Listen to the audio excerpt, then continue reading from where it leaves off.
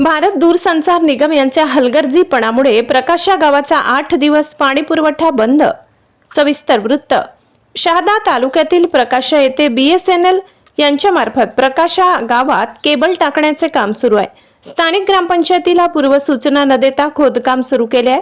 गावाच्या पाणी पुरवठा करणाऱ्या 4 इंची व 5 इंची पाणी वितरण पाईपलाईन व 6 इंची मुख्य जलवाहिनी तोडून टाकण्यात आले असून काम करणाऱ्या ठेकेदार पसार झाले आहे. त्यामुळे गाव 8 दिवसापासून पाण्यापासून वंचित आहे.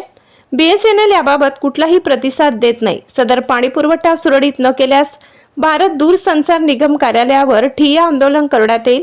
उन्हाळ्याचे दिवस असल्याने पाणी अत्यावश्यक सेवा असून प्रकाशा ग्रामपंचायतीस न विचारता कामाला सुरुवात करून पूर्ण गावाचा पाणी पुरवठा विस्कळीत केलाय. संबंधित ठेकेदार व यंत्रणेवर तात्काळ कार्यवाही करण्याबाबत प्रकाशा ग्रामपंचायतीकडून सूचना देण्यात आल्या आहेत. दिनेश सामुद्रे, प्रकाशा.